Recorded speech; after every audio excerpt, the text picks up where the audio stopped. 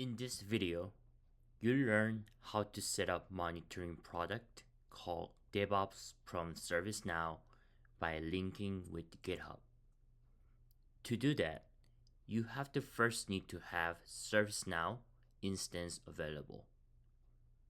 If you don't have one, don't worry. You can visit my previous video, how to start ServiceNow with the free ServiceNow developer instance video to learn how.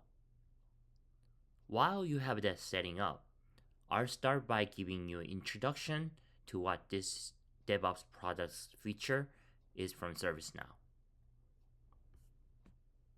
Here's the documentation from ServiceNow. Note that ServiceNow uses a city or location to denote the version change. In this case, it is Washington, D.C. DevOps. Because link can change often, the best way to get here is to search in a search engine like Google with the keyword ServiceNow DevOps tool. DevOps is an application feature from ServiceNow that provides insight and controls for different third-party product, data point, and services. You can integrate with things like GitHub, Azure DevOps, and GitLab, and see them and take actions within ServiceNow.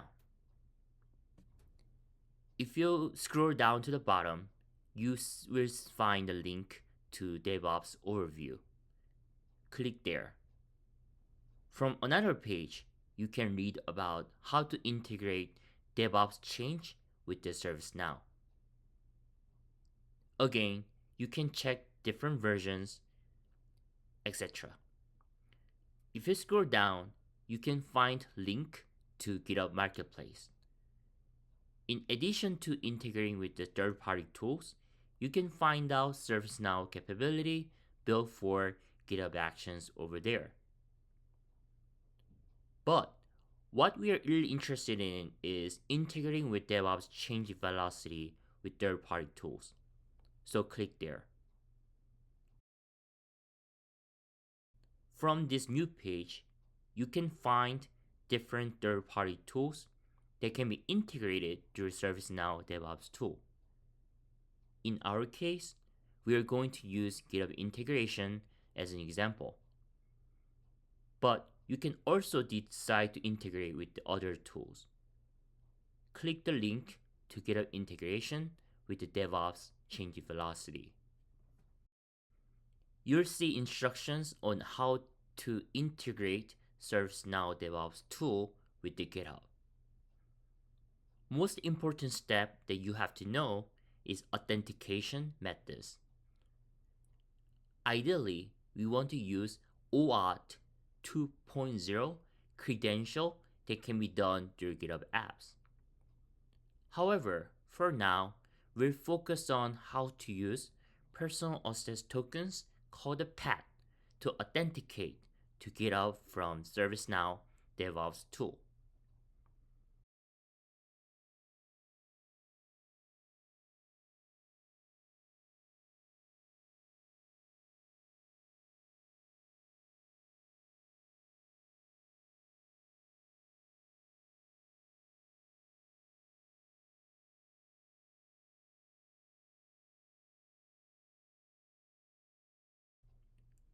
I'll start the video as you have already started your ServiceNow instance and logged in.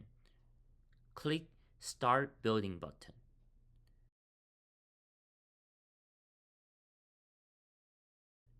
We want to go to Application Manager. To do that, click Admin link on the top menu and select Application Manager.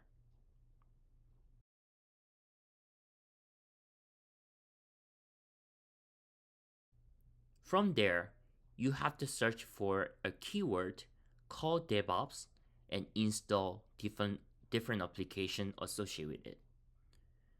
This can be a lengthy step. You can check what I already installed by clicking Install tab.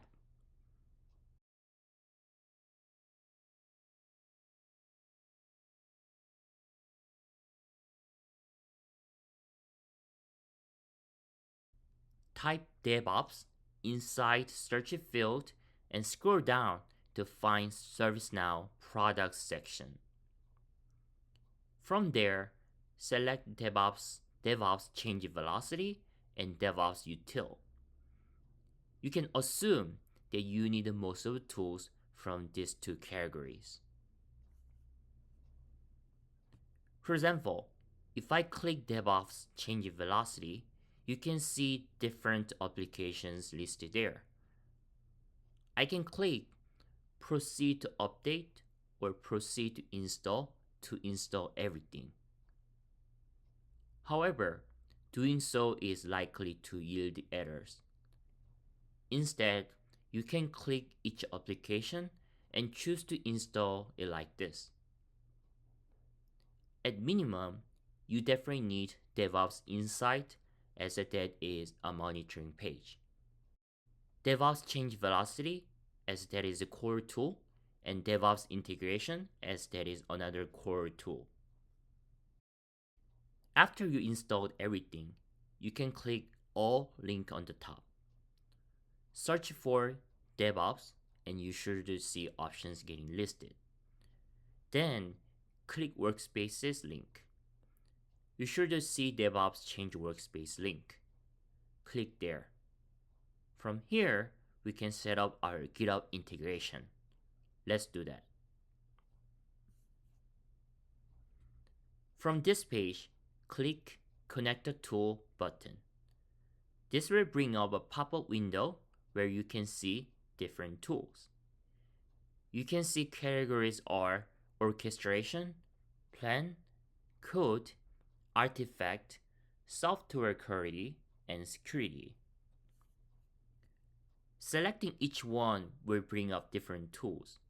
We'll go back to the first tab of orchestration and select the GitHub. Give a tool name. In my case, I named as DevOps with GitHub. Click Next button once you're done.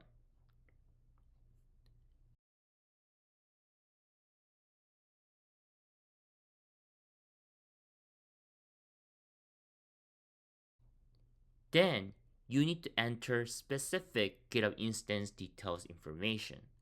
You can choose credentials type. In this time, we'll stick with basic auth. Provide your GitHub username. We also need to create a path token.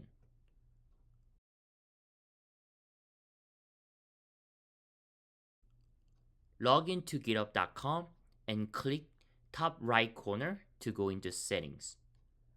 From there, scroll down to find developer settings link on left. Click that. Click personal access tokens, which you will then expand. Select tokens classic.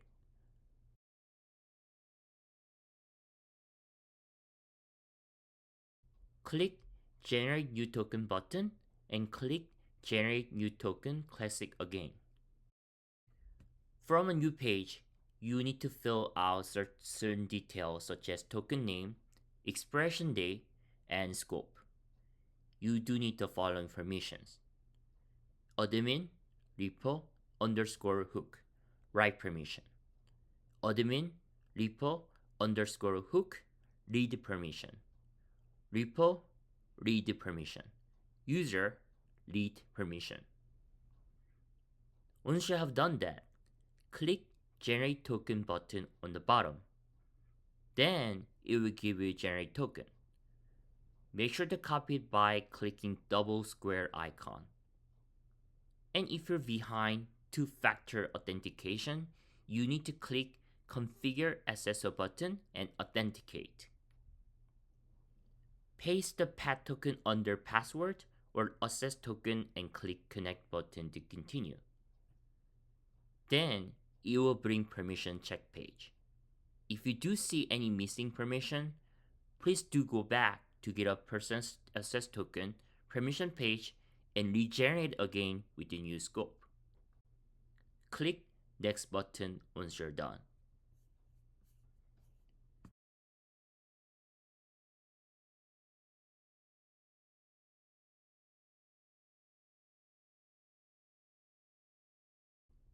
You can additionally restrict by groups and define DevOps app owner access. I'm going to skip for now.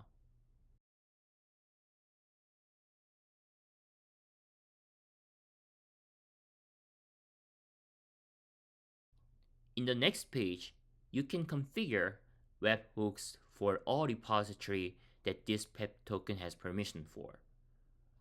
Webhook events get generated whenever GitHub detects any change such as pull request or commit.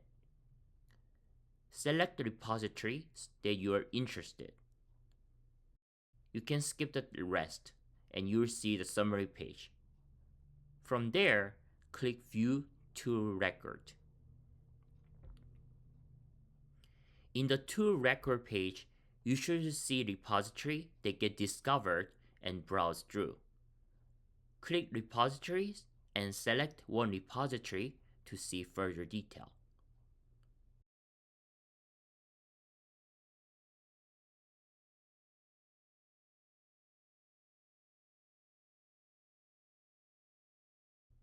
To demonstrate that it can detect webhook event, I'm going to visit a repository and make some change.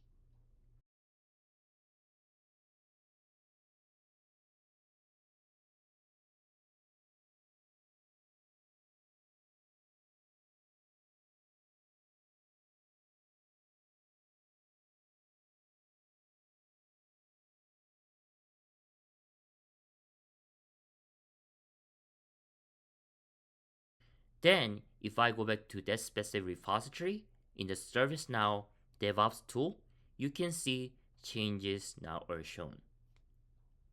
That's it. Hope you learned something new and make sure to click like this video and subscribe to this channel. See you next time.